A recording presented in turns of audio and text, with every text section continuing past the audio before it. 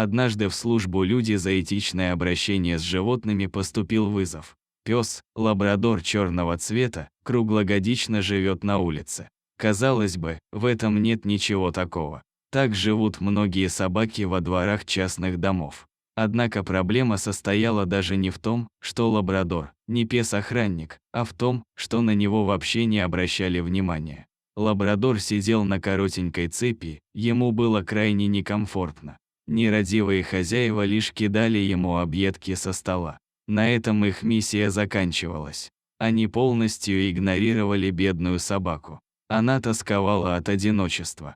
Даже когда на улице было очень холодно, пса никогда не брали в дом. Собака выглядела очень болезненной. Пес просто погибал от человеческого равнодушия и жестокости. Бедный лабрадор чувствовал себя абсолютно ненужным и несчастным, ведь о нем не заботились, с ним не играли, его не любили. После того, как поступил вызов, по нужному адресу приехала женщина, которая работала волонтером. Она должна была убедиться в том, что информация достоверная. К сожалению, все подтвердилось. Все оказалось даже хуже, чем можно представить. Женщина постучала в дом и попросила хозяев, чтобы впустили ее во двор. Разумеется, она сразу объяснила, что стала целью визита. На удивление, хозяева отреагировали абсолютно спокойно. Они сказали, что такое отношение к собаке обусловлено тем, что они даже не помнят, как она появилась в доме.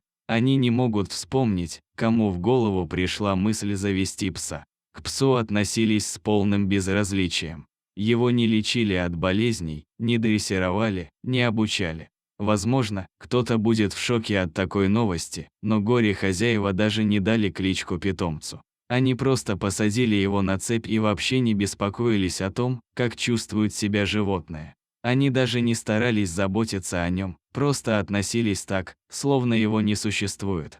Это вопиющая жестокость, которая не поддается никаким законам человечности. Когда волонтер сказала, что хочет забрать пса, хозяева с удовольствием приняли эту новость.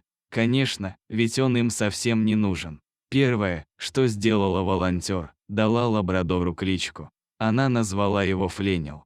Когда собака покинула привычное место обитания, она начала паниковать, ведь все вокруг казалось таким чужим и непривычным. Пса пугала любая мелочь, он шарахался от каждого шороха. Понадобилось немало времени, чтобы вернуть его к нормальной жизни. Положительные сдвиги появились только через несколько недель реабилитации. Сотрудники заботились о собаке и старались сделать все возможное, чтобы она чувствовала себя счастливой. К счастью, эта история закончилась хорошо. Сейчас у Фленила есть хорошая хозяйка и уютный дом. Теперь лабрадор просто расцвел. Когда он почувствовал заботу, то стал очень общительным, дружелюбным и ласковым другом.